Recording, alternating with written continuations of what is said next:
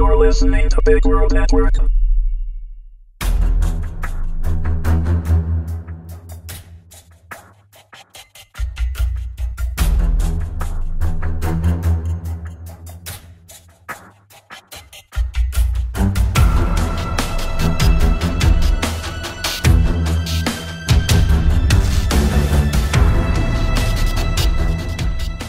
Bloodshot Buck, Episode 1, written by W.H. Wood and Mitch K. Allan, read by Willow Wood.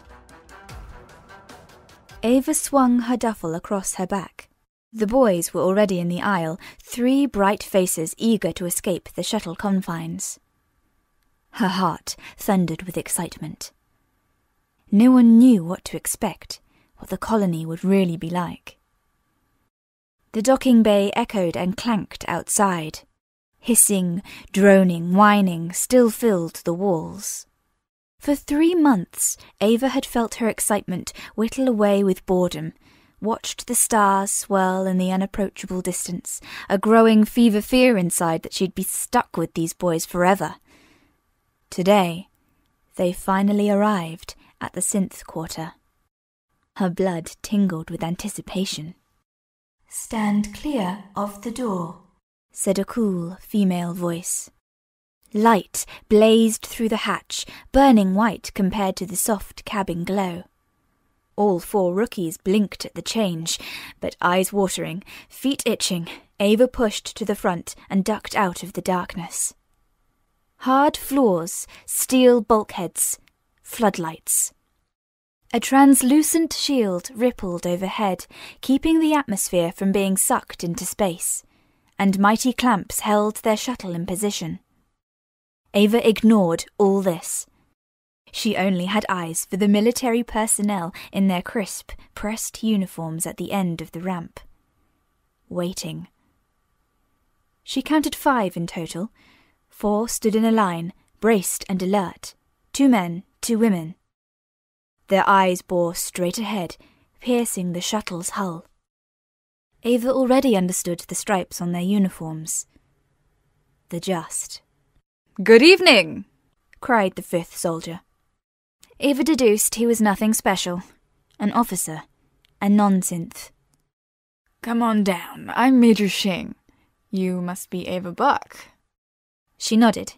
Nerves knotted her stomach into a fist. What was expected of her? What was the protocol? Ava touched the recruitment papers in her pocket, just to double-check they were still there. "Yes, sir," she said simply, saluting, then lopped down the ramp. The boys followed with more noise. "Cool!" cried James. "Look at that frigate!" He pointed to a reconnaissance ship much further across the bay. A great steel bird, glistening beneath the Achiel's bluish hue. Michael's eyes filled with the scope of everything, all the open space which they'd lacked for days unending in the shuttle. "Oh, glad to be out of there," he said. Major Shing cleared his throat. "If I could have your attention." The warmth vanished from his voice, and the boys tried to quell themselves. Ava braced, copying the Justicates behind him, who hadn't so much as sniffed. Major Shing held out his hand. "Do you have your papers?" There was a rustling and an upstart of murmur again. Ava tried to smooth out the edges of her crinkled form before relinquishing it. She'd neurotically kept it safe the whole journey. Letting it go felt like handing over a kidney. She took a deep breath and grinned. There was nowhere else she'd rather be. "Thank you," said Major Shing, papers now collected. He had already judged their worth. Ava could see it in his eyes. "Welcome to the synth quarter. It's a pleasure to have you with us. I realize you've passed 2nd-tier training, but from now on you're rooks again. I don't care what you've read about us. This is a top security facility. You don't know anything about what's in store for you. Not really. You will do as you're told. Private Gibson, pay attention." Michael's smirk fell, and he ceased whispering to Daniel. Pride bubbled inside Ava. At least she wasn't the first to cock up. She didn't fancy being sliced with Major Xing's sharp, reprimanding tone. "You are training to be more than Marines," he continued. "You're training to be synths. Maybe even Justicates one day." He gestured to the statue-still figures behind him. They each held their nose a little too high for Ava's liking. No, not all. One of the women, the slightly shorter one with cappuccino curls, seemed distant. Blank. "Training here is more isolated. Look at each other's faces. Meet your new best friends." Ava glanced at James and winked. "But before you train together, you'll be under the direct instruction of one of these Justicates, and you will worship the ground they walk on. Understand? Now, before we get to that, any questions?" Ava raised her hand. "When will we get the mutation?" The cappuccino Justicate awakened, her eyes flickering to Ava. "Not for a few days," said Major Xing. "We do blood tests first, just in case. Anyone else?" When's dinner?" asked Michael. He'd found his smirk again. 5:30 until 8. Major Xing gave them each a hard look, daring them to ask another question. Silence. Ava's ears rang with it. "Right then. Ladies first," he said, rubbing his hands together. "Private Buck." Ava stood at attention, her excitement dissolving into queasiness. "Meet Justicate Prout. I want you to all but fall in love with her. She's gonna be with you throughout your new basic training." A cappuccino curl fell from Justicate Prout's neat bun, her gaze meeting Ava's. Fear and uncertainty whispered in Ava's gut. All 4 Justicates looked at her with interest, as if they no longer had to pretend the new recruits were invisible. A warm smile transformed Justicate Prout's face, and relief flooded Ava. When Prout broke rigid formation, her movements were fluid, purposeful. "Nice to meet you, Buck," she said. "I'll show you around." Ava followed, turning to give the boys a wave goodbye. "See ya." Only Michael replied. They strode across the bay to the waiting room. The door slid open with a sleek sigh at Justicate Prout's command and revealed 2 guards inside, rifles in arm, although Ava judged the guns were just for show. Scarlet stripes decorated their lapels. Synths. They didn't need bullets to injure someone. Between them stood a metal detector, which Justicate Prout waved Ava through. Already, Ava burst with questions, desperate to hear the details of her new training, but she bit her tongue. The next room took her breath away. "No way," she said in awe. A ceiling-to-floor window yawned with a view of the colony. It glittered with man-made beauty below, a private galaxy against the backdrop of the universe. An atmosphere dome stretched over the buildings, constructed like a puzzle of hexagonal panes. The base was obviously military. Every road, tower, range, and facility had been plotted out in grids, screeching of organization skills that went beyond the civilian colonies on Mars. Justicate Prout let her drink in the sight. "Is this the whole base?" Ava asked. "No. The family quarters are behind us." "You gotta love living here." "Man, I hope my quarters have this kind of view." Her joking didn't elicit quite the reaction she hoped for. Prout's smile grew tighter. Maybe joking was off-limits with her. Ava planned to work on that. "I'm afraid not." "So, where first, Justicate?" Prout gestured for Ava to follow her through the whitewashed corridors, the walls parodically painted with stark red emblems, splashes of meaning Ava had yet to learn. She only knew a few, one most importantly. The main emblem, a jagged knife like a lightning bolt, a white star beneath its hilt. The sign of the just. Technically, you shouldn't call me that, Prout said. It's Justice. I'm not a full Justicate yet. Just in training. Justice Prout? Ace! What's training like? That's gotta be cool. Yes. Her bland answer sank like a stone between them. Ava had been duped. She'd got the boring Justicate. Or maybe all of them lacked social functions. Perhaps that was necessary, thinking about it.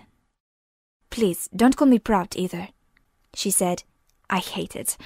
NENI-LOHI is a bit of a mouthful, but Neni is fine. Whatever you say, ma'am. Ma'am is okay, right? It's gotta translate across the board. At last, a chuckle. Yes, that's fine. What kind of name was NENI-LOHI Prout? Ava couldn't place her accent, her features, or her heritage. Her voice was a car crash of French, American, and South African, but everything else seemed Hispanic. Hell knew where her name came from. Ava shook her head, trying to focus on Neni's words rather than her sound. At ground level, they hopped into a transporter, and it drove them to the next building on Neni's tour. Ava wished she could feel the wind on her face. A craving for fresh air crawled into her chest and sat there, heavy, maddening. Leaving her duffel in the transporter, Ava was shown the mess and the classrooms. Next, the shooting range and the parade square. Finally, Neni took her to the practice building. There were no windows. Floodlights glared across its outside surface, flattening its nooks and grooves like a drawing caught between two worlds. Painted over the entrance was one red symbol, clear for all to see. A 5-fingered hand with white veins snaking across its palm. Synths. Ava whistled. That's a big building, she said, tilting her head back as she followed Neni through the front door. It'll feel small in no time, Neni replied. You'll do most of your training here. And you'll be teaching me? Neni pressed her mouth into a thin line. Yes, for the most part. Don't sound too pleased, she thought, rolling her eyes. Inside, the foyer loomed large beneath a cavernous ceiling. Orange electrical currents pulsed between the spotlights, relaying cybernetic information in and out of the building. Glass walls flanked them on either side, beyond which Ava could see a state-of-the-art gym. Oh, this place is amazing, she cried, watching a Marine sweat it out on his treadmill. I could get used to working here real easy. Well, I hope you enjoyed the gym. Taking care of your immune system will be a new constant pain in the ass. Ava choked on a snigger, never expecting the word ass to leave Justice Prout's mouth. Yeah, guess I never thought about that. What's it really like? Being a Justicate, I mean. Is it like on the vids? 'Cause it totally looks like you're doing magic. I still don't understand how the mutation works. The boy behind reception checked Neni's ID, then lowered the field that blocked off the corridor leading to the building's main interior. A yellow and black hazard line marked the floor, sending a shiver down Ava's spine as she crossed over, glancing back to read a sign above the doorway. Using blood is prohibited beyond this point. I'm no scientist, Neni was saying. For all I know, it is magic. They give you basic lessons on biology and physiology, but it never stuck in my mind. Let me know if you have more luck. Sure thing, Ava laughed. Have you seen much field action yet? What's it like having more power? She instantly regretted asking. Neni looked away, watched her feet, and her smile bent into a frown. Perhaps someone or something was troubling Neni about her training. Being a Justicate, even a green one, had to mean intense work. It's painful, she replied. People forget watching those vid shows. It's not like that. It hurts. In theory, Ava had always known that being a synth would probably hurt. She'd have to cut her flesh, for crying out loud. Her blood would be her newest weapon. But the recruitment vid had promised no agony. She'd assumed that had something to do with the mutation itself, a useful side effect also taken from the ones who'd given humans the DNA samples to begin with. The migrant fleet. Aliens. Her blood would soon be her rifle. Ava must have looked as sick as she felt, because Nenni forced a smile and straightened her shoulders. Only for justicuts, though. The best part about being a synth is the pain meds. Come on, I'll show you where the drug counter is. Pain meds didn't sound too bad, so long as it wasn't horse tranquilizer. As Nenni led the way to the drug counter, Ava thought of her gap-toothed grandpa whistling on about the old days, the Brazilian crash, being a real soldier. Hundreds of stories, some including how he'd eloped with Grandma, but Ava's favourites were those about his galactic service. Best of the best, a frontier soldier. Ava planned to make him proud. All of them proud. Her small town in Queensland could only be visited in photos from now on, but that didn't matter. She wanted to be a synth. The drug counter hummed with activity. Ava heard the queue before she saw it, an adequate line of men and women, papers in hand. 2 nurses behind the counter checked documents, stamped forms, and handed out a chunky box of pain relief. Those on active duty burn through meds pretty fast, Nenni said, while others have lingering side effects. Some people's body rejects the mutation. What kind of side effects? Kidney failure, migraines and dizziness, needing anticoagulants, frequent fevers. You'll be tested for compatibility, of course, Nenni reassured her, but sometimes it's not enough to know for sure. Getting cold feet yet? A sharp chill crackled down Ava's spine, but she shook her head, stood taller. No way, ma'am. One synth turned to leave the counter and noticed Nenni stood at the end of the corridor. He blanched, then snapped to attention and saluted. Ma'am, he said. Nenni nodded to him. Carry on, she replied. He hurried past, not without drawing notice from the rest of the queue. It had a domino effect, and soon the entire line paid respect to NENI-LOHI. At ease, synth. Sirens split the air, drowning out Nenni's appraisal. It was an odd, tinny sound with a frequent tempo, like a high-pitched ping of a ship's navigation. Nenni jolted, alive with purpose, and a wild look in her eye sent Ava's heart rate tripping. Nobody move! Nenni bellowed, making Ava jump. She'd never expected such a deep, stern note could come from her. The queue fell silent, froze in place, and everyone watched her as if Nenni was the centre of a solar flare about to burn them all alive. Swift and sure, Nenni turned on her heel and left. Does that include me? Ava called after her. No reply. Not even a backwards glance. Taking a deep breath, Ava followed her anyway. She had to know what was going on. Around the next corner came a bubbling, whirring cubic drone. It shone with blue holographic light, its square body pulsing with data. Nenni stumbled to a stop, and the drone hovered before her, bobbing up and down. It scanned her face with a beam of light. Justice Prout, it garbled. There is a matter that requires the attention of a justicut in room 102. Please assist. Acknowledged, Nenni said, batting it out the way. She took off at a run, and Ava sprinted along behind, every atom of her being alive with excitement. She hadn't run in so long. Her legs throbbed, itched, and seethed. They'd been swollen since arrival, but she ignored it, impressed by Nenni's speed. Justicut! Cried a man's voice, his words growing louder with every footfall. Someone get Justic! They rounded the corner, and the man's cry died on his lips. Glancing at his lapel, Ava noted he was a sergeant. She thought he paled at the sight of Nenni, but maybe he was always this pallid. The instructor sergeant stepped aside of the doorway to room 102 as a wicked screech sounded within. Bitch! Say that again! Screamed a woman beyond the door. I can't stop them, the instructor said to Neni. Another ragged, panting scream. The instructor said no more as Neni squared her shoulders, set her face in stone, and strode into the room. Ava peered in, one hand gripping the doorframe to steady herself. Blood ran slick across the walls. A man and woman, maybe Ava's age, darted like animals around the room. Deep welts marred the woman's face.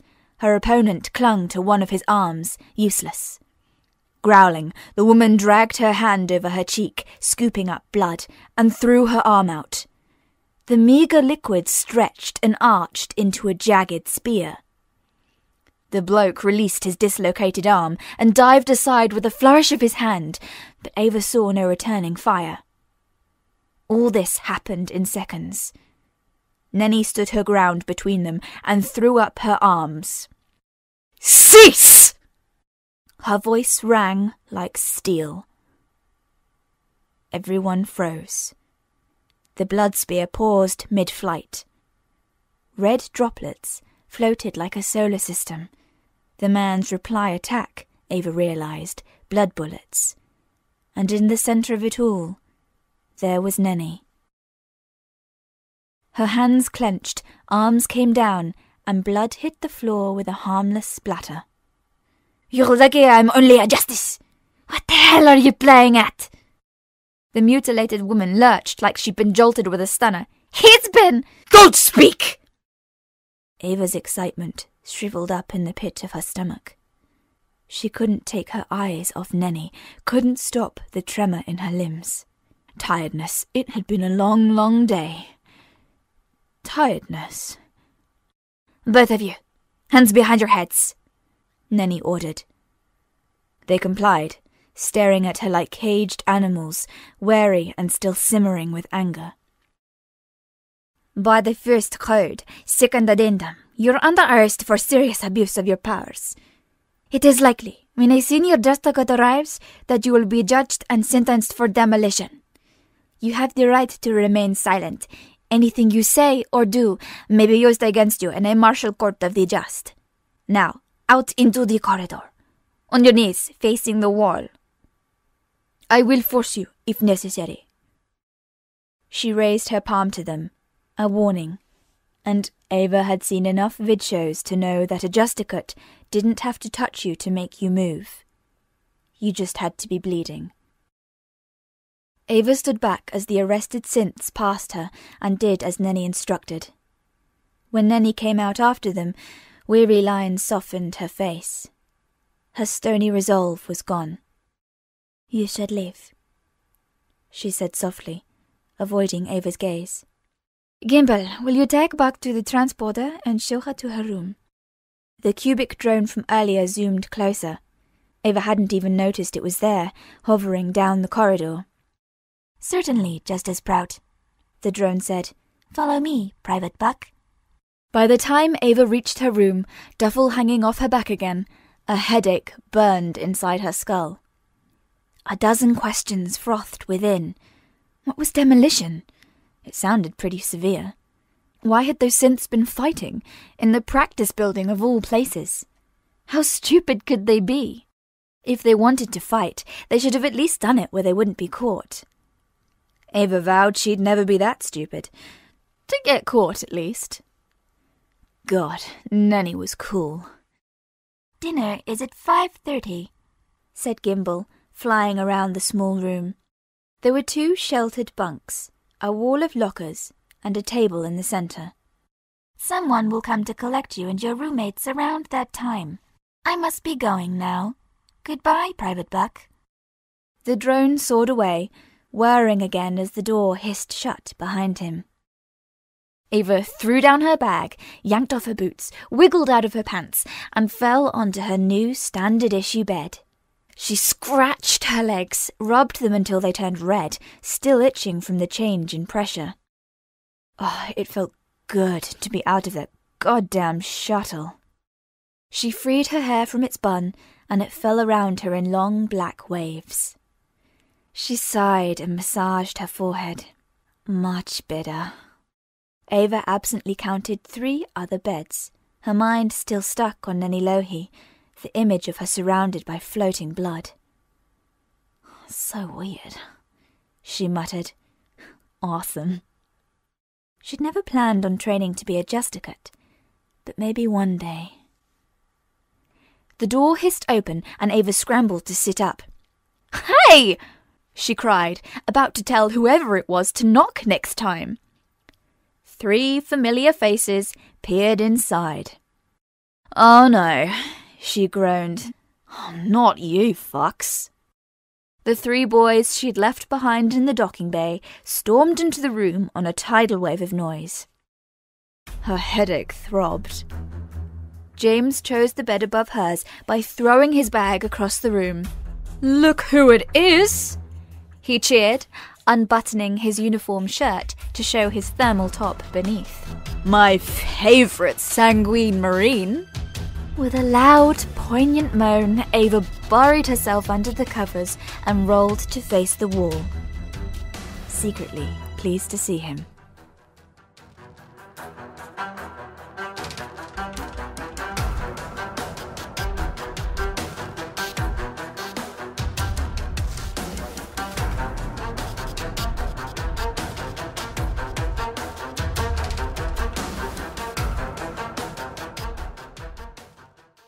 Music by Kevin MacLeod.